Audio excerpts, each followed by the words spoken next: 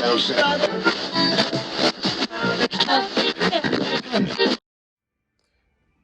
I'm back with another video. Hope y'all like this lens view. I think I can change it up. Yep, I can change it. So, we ended up getting the 70 back. In the process, for today, or for now, for the meantime, we gotta take apart the whole front steering assembly because it keeps on leaking hydraulic fluid, power steering fluid, really bad. So, you gotta take the nose off, take the tricycle off. But first I gotta set the D on blocks of wood. And then if you come around to this is what the plow is starting to look like. I don't know in the last video if I shared the tires or not. Rims and tires. Looks pretty good. As you can see, the collection of all the Deeres. So, yeah. I had to move this wedge, or move the rim in all the way for that to work. So, right now, I'm gonna move the rim back out just a little bit. And maybe move it back out to where it was before, as you can see, in the rusted spot. So I gotta take the nose off, take the tires off, and get that on blocks of wood in the front because I can use the engine hoist for this. So yeah, let's get to it.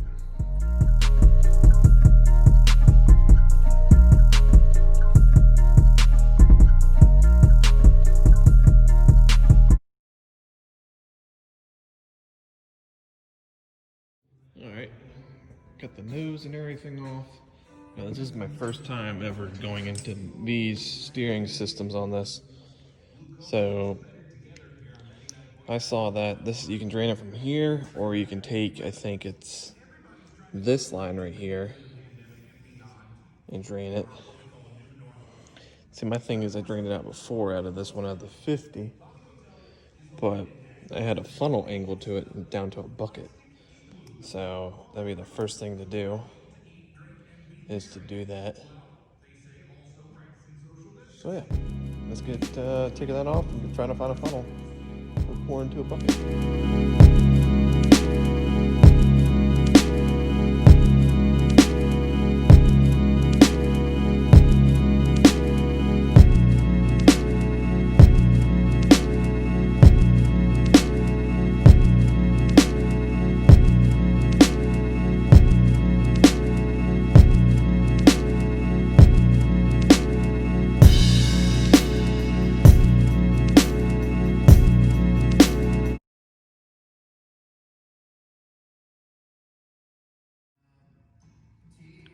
So yeah, you see the situation? Yeah, it's pretty bad. Got my leg and my boots. Didn't think there'd be a little bit pressure behind that. Fun. So the next thing to do is remove that line. And hopefully everything should be good. But before I do that, I gotta clean up this mess. Well, that's all I got done so far. Drained everything out. Looks like it leaked everywhere.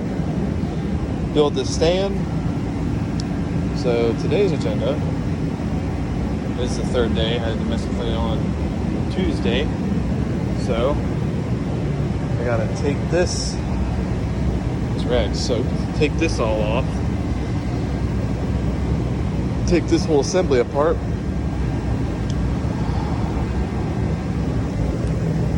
Really don't want to take this off right here because I gotta take the hood off. I don't want to do that because that's like a nightmare. I'm hoping I can just undo these clamps. Those got dry rotted. Might end up replacing it. Not too sure though. So yeah, let's get started taking it apart. See what it does.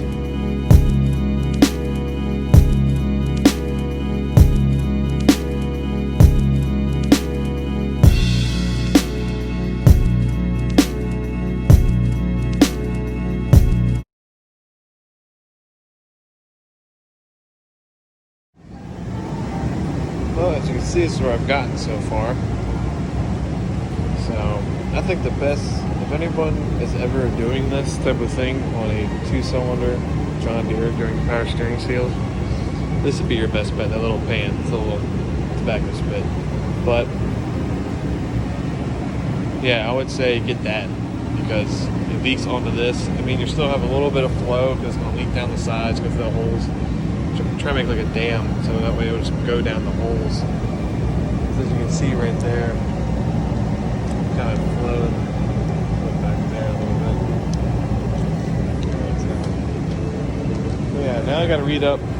I think if I can just pull that line right there out a little bit, I might be able to lift it up. But I have to read a little bit more and see if the whole thing slides as one whole assembly. This is like a block. So I'm not sure. I gotta read a little bit more about it, but I'll keep you updated. Alright, so hopefully I read the book properly. It should just come on out when you unscrew the bolts, as you can see, and then you have to hammer that lower part out. So hopefully if I take all these bolts, something's gonna fall out of the top. It's the only thing I'm worried about. Then breaking everything would be awful. So we're just gonna take everything out and see what it does. So, yeah.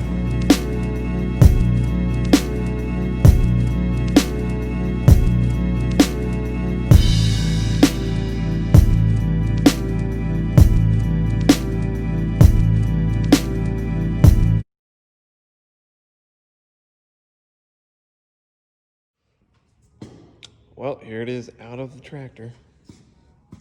Let's see. It's a little helpful. I didn't think about it to the very end of the pulling all this stuff apart. Should have thought about it earlier. Got another one over there. It's completely filthy. But never really looked inside of these before. They're kind of just gross. Really nasty. So.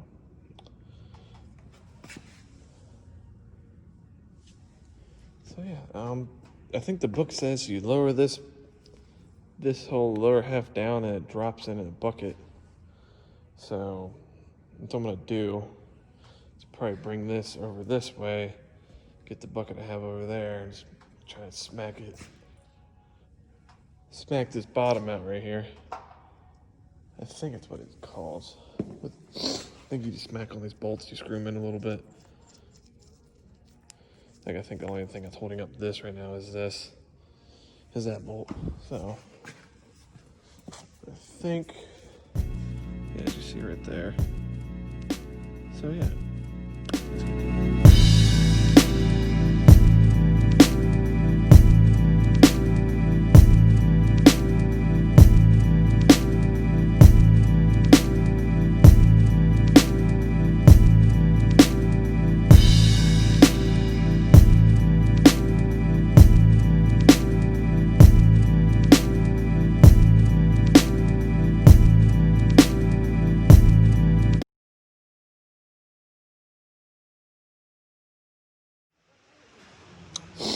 Well, didn't really take a video of this, taking this apart. So pretty much, you get a wedge, 2 wedges, shove it in between the gear, loosen up the bolt, but keep it in there. Loosen up these bottom bolts, and then get an engine hoist. Have someone hold the bottom of this as you're hoisting this up. Have somebody right there. That's my opinion. It's a lot easier. It's very heavy, I'll tell you that. Very, very heavy. So once you get this out, there's 2 shims, which are on that bottom gear right there, which space it out up and down for the motion. Then you're gonna have this on that and that on that. As you can see, the little grooves. And then you'll have these little rods. Those are your stoppers, pretty much, that you have right there. So it's pretty much simple. I got the book to describe everything. I have those, I think there's a seal right there. Might be a little loud in the video, I'm not sure. I have the torpedo heater running. So, got everything scattered out. Make sure I got all the right parts for everything, for the steering. Went ahead and cleaned everything up. I'm waiting for the book for the dimensions of everything and the torque specs. I think those bolts that go around there and go on top of that, actually, I think they're torqued to a certain torque spec. So I got the book for everything. So I don't know when it's going to be here, sometime next week. But I'm just going to make this one whole video. As you can see throughout different videos, everything's different. Yeah, I went ahead, cleaned that up. As you can see, the main seal that went bad is somewhere right there, as you can see. Right there. You can't really see that well. Here's a seal right here. And then there's a seal on that one right there around that lip. And there's one on the inside there. So, best thing ever, this tray. Best thing. Advanced Autos. Cheap. Cleaned all this stuff up. So, I'd say it's a really easy job, in my opinion.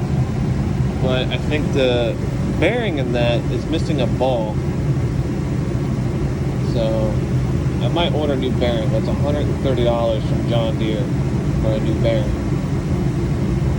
That'll be the only thing I haven't replaced on this with all the parts I got here. I think in the long run it was like $143 for all these seals, all these gaskets stuff. Went ahead and replaced all this stuff on the bottom. Got your cork seal. You got this sort of disc that goes on this shaft.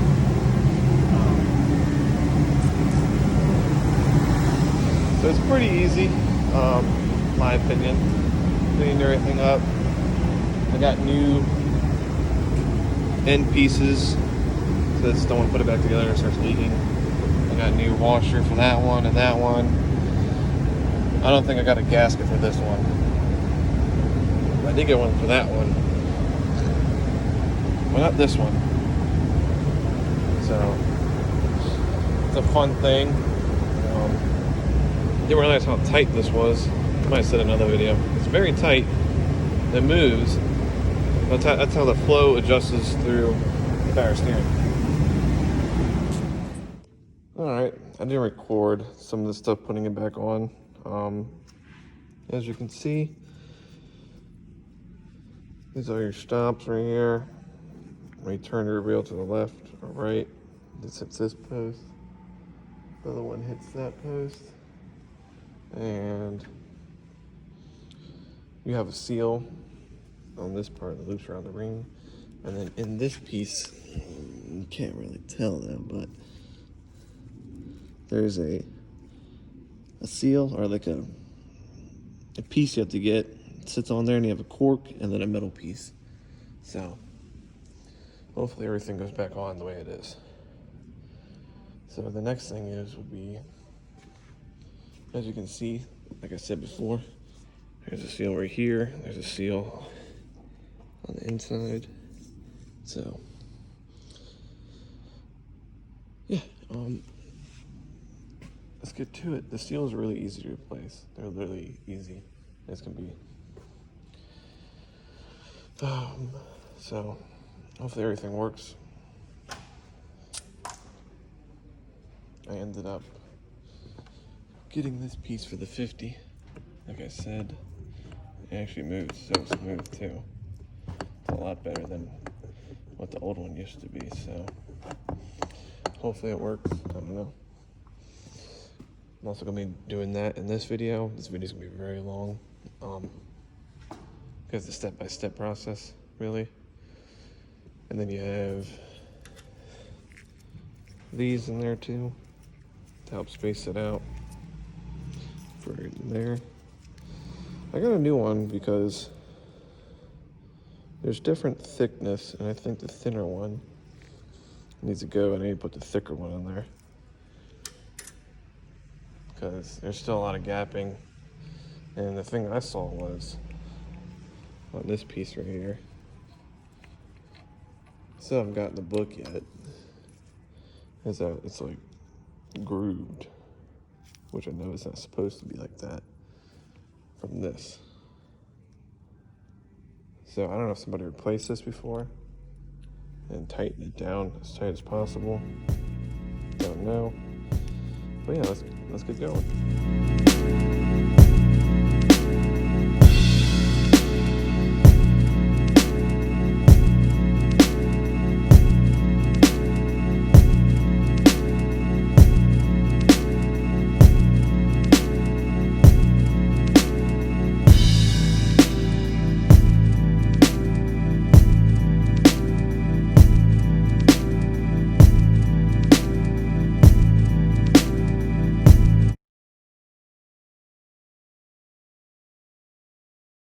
There's the ring.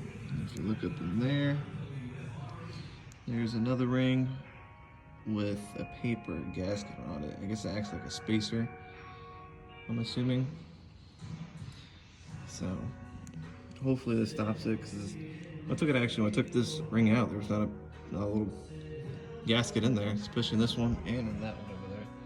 So now I'm gonna put a little bit of lube on this little ring and in here and set her down onto it and see what she does.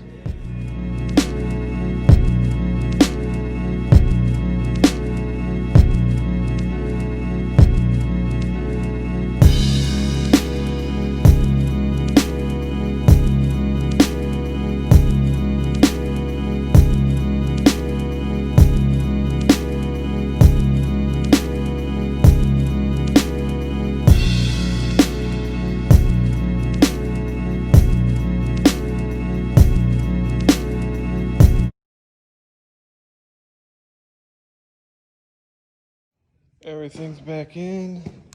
Reason why there's a little gap, because you have the seals are down here. And the problem is, I don't have my torque wrench. That might work, so I'm gonna have to go there and get that. So that'll be fun. Don't want to go there, but I have to. Remember, I'm replacing these little, I guess we call it crush washers on these.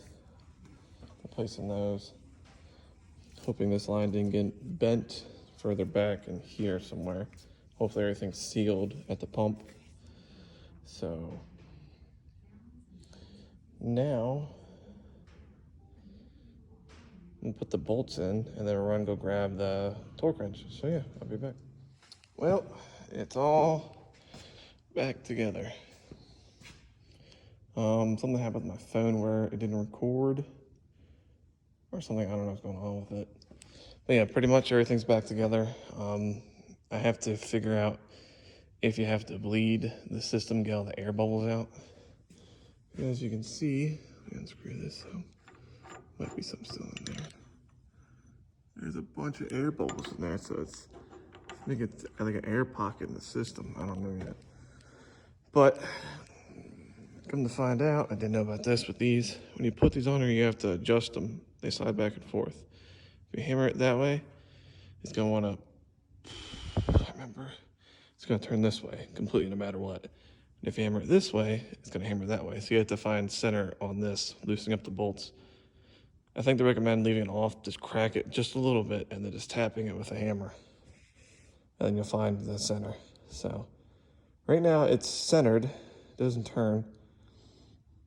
But I think there's a generous air pocket in the system, because I started this thing up twice and I took this off and it kept on having air pressure on that. So I have to do more research on that. Other than that, yeah, you gotta adjust this. You have to shim this out correctly. I put all new seals on all the hard lines. Luckily, nothing's leaking that I know of for now. Pump's still good.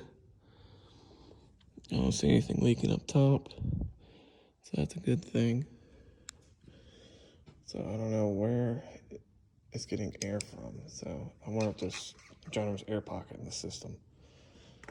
And I don't know if you're supposed to leave that cap off and turn the wheel back and forth to get all that air pockets out. So I don't know. But yeah, it's finished for the meantime. So peace out, y'all.